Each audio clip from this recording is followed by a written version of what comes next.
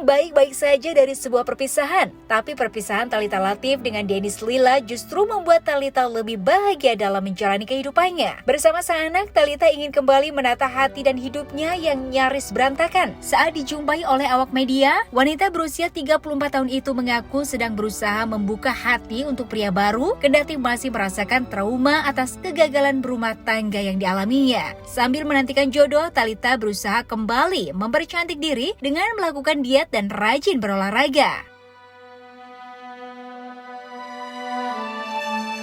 Makin bahagia kah atau bagaimana? Bahagia guys, lihat nggak mataku? Bahagia kan? Apa perlu dibuka maskernya? Aku bahagia. Oke. Gimana menjalani lagi ya? PPKM. Siap. Menjalani keseharian sekarang jadi seperti apa nih, Kak? Ya nggak ada yang berubah sih sebenarnya, kalau keseharian sama aja. Yang berubah cuma status.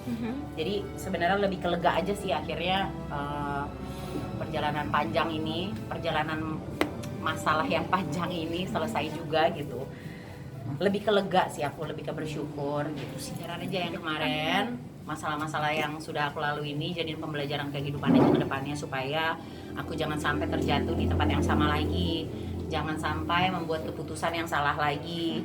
Jangan sampai salah memilih orang lagi gitu. Jadi aku lebih berhati-hati sih gitu. Bukan berarti aku menyesal dengan pernikahan yang kemarin karena aku memiliki anak, aku pasti bersyukur tetap. Tapi situasinya yang aku sesali kan. Jadi jangan sampai itu terjadi lagi ke depannya. Itu paling dapat pasangan baru ya. Enggak dong. Harus membuka hati dong. Kan udah lama sendirinya. Sudah mulai membuka hati berarti?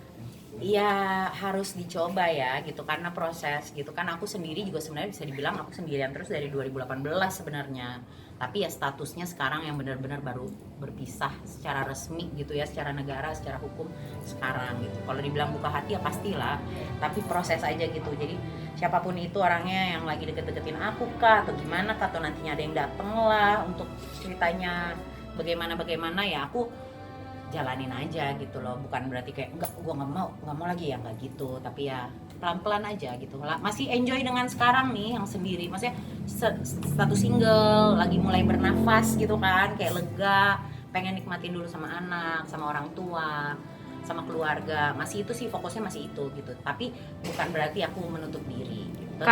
tetap mencoba Atau nggak ada yang mau diubah dari diri aku justru aku menjadi tetap seorang Thalita Latief yang semua teman-teman mengenal aku dari kecil gitu ya. Aku akan menjadi diriku sendiri, tapi aku akan lebih mencintai diriku sendiri. Yang mungkin kemarin ini aku selalu mengorbankan diriku demi orang lain gitu. Aku mungkin selalu put aside nih diri aku yang belakangan aja deh. Aku selalu mengedepankan orang-orang lain gitu di sekelilingku. Mungkin saat ini udah saatnya aku lebih memperhatikan diri aku lagi. Aku punya time sekarang. Aku single, aku punya banyak waktu untuk merawat diriku. Aku bisa mempercantik diri. Sekarang pelan-pelan aku mulai diet lagi karena aku punya penyakit kanker juga udah semakin membaik. Aku udah mulai starting diet lagi gitu. Jadi kayak itu kan salah satu bentuk appreciate dengan diri sendiri ya gitu. Terus kayak aku juga mulai kayak mulai starting do workout yang aku suka lagi gitu. Jadi aku lebih memanfaatkan momen ini dengan hal-hal yang memang positif, yang baik dan bikin good impact ke diri aku sendiri sih kayak gitu. Ya sesuai aja kan aku ini kan naik berat badan ini kemarin kan karena memang sakit kanker gitu. Jadi ya yang sebanyak apa naiknya sebanyak itu juga turuninnya lah gitu. Nggak ngoyo-ngoyo amat juga sih, slow aja. Karena aku pergi ke dokter juga bukan nurunin sendiri. Jadi aku pakai dokter gizi juga gitu. Jadi ya ikutin aja programnya gitu. Sambil ya fun gini kan, kalau kita ngelakuin segala sesuatu kalau fun tuh nggak beban jadinya gitu. Terus kerja tetap kerja, syuting tetap syuting, ngurusin anak tetap ngurusin anak gitu.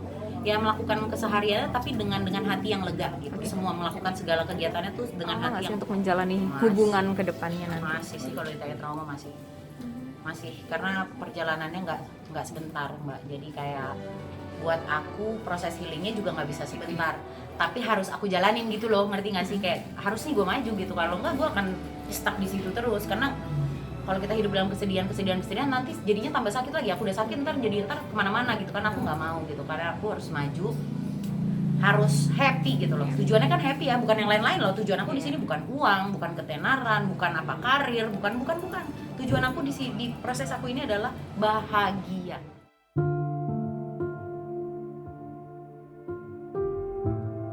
Meski pernikahannya dengan Dennis sudah berakhir, namun Thalita sepertinya tak bisa lepas begitu saja dari sang mantan suami. Keberadaan anak di tengah-tengah mereka mengharuskan keduanya untuk tetap menjalin komunikasi. Namun diakui Thalita, dari sejak putusan cerai hingga kemarin, Dennis sama sekali tak pernah menghubungi ataupun mencari anaknya. Sementara di berita yang beredar, Thalita dikabarkan memutus akses untuk Dennis bertemu dengan buah hatinya. Maka dalam kesempatan yang sama, Thalita berusaha meluruskan pemberitaan yang dianggapnya salah itu.